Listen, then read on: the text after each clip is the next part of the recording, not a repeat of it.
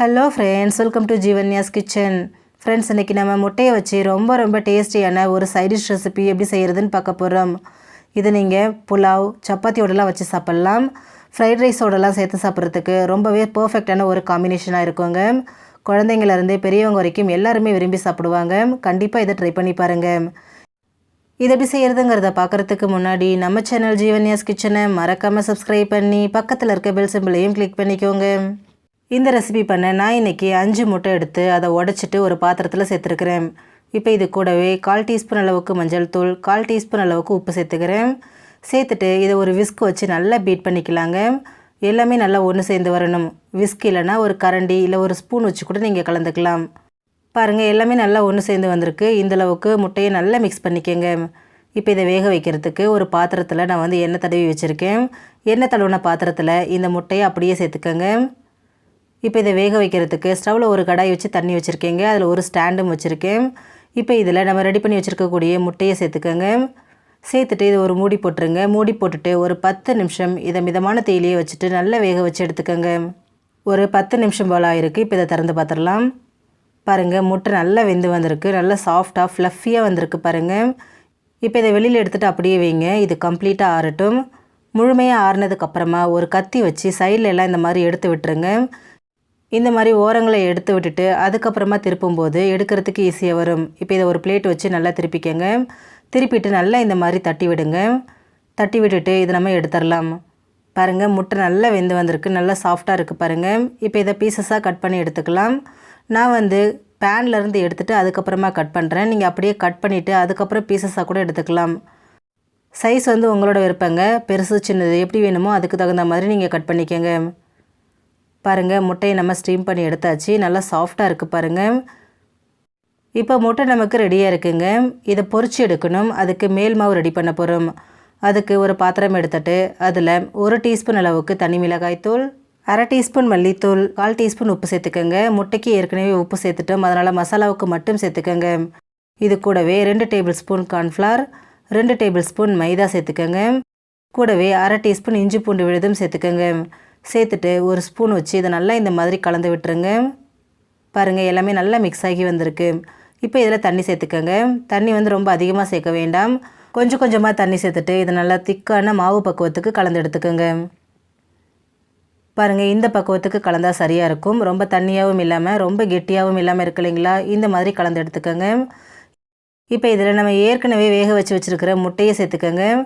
சேர்த்துட்டு இதை கை வச்சு நல்லா கலந்து விடுங்க. அந்த மசாலா ஃபுல்லாக இந்த முட்டையில் நல்லா கோட்டாகி வரணுங்க. அந்தளவுக்கு இதை நல்லா கலந்துக்கோங்க. ரொம்ப போட்டு அழுத்த வேண்டாம், சாஃப்டாக கலந்துக்கோங்க.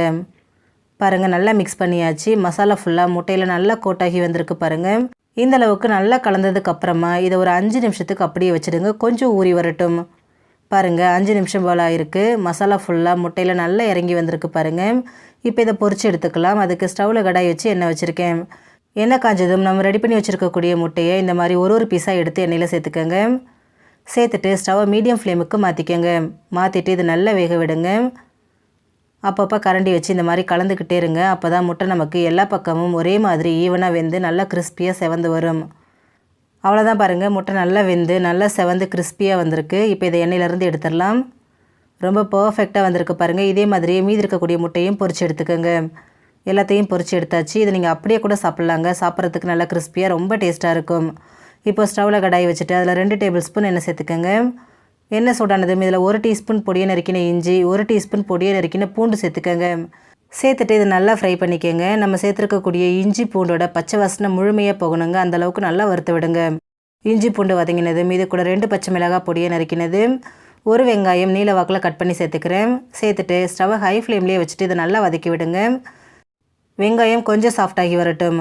பாருங்கள், வெங்காயம் முழுமையாக வதங்கலை, ஓரளவுக்கு சாஃப்டாகி வந்திருக்கு. இப்போ இது கூட 1 குடை மிளகாயை நீளமாக கட் பண்ணி சேர்த்துக்கிறேன். சேர்த்துட்டு ஸ்டவ்வை ஹை ஃப்ளேம்லேயே வச்சுட்டு இதை நல்லா கலந்து கொடுங்க. குடை மிளகாய் ரொம்ப வேகக்கூடாதுங்க, கொஞ்சம் க்ரன்ச்சியாக இருக்கணும். அப்போ தான் சாப்பிட்றதுக்கு ரொம்ப டேஸ்ட்டாக இருக்கும். பாருங்கள், ஓரளவுக்கு வதங்கி வந்திருக்கு. இந்த அளவுக்கு வதங்கினதுக்கப்புறமா இது கூட 1 table spoon vinegar, 1 table spoon soya sauce, 2 table spoon tomato ketchup சேர்த்துக்கோங்க. சேர்த்துட்டு ஸ்டவ்வை ஹை ஃப்ளேம்லேயே வச்சுட்டு இதை நல்லா ஒரு தடவை இந்த மாதிரி கலந்து விட்டுருங்க.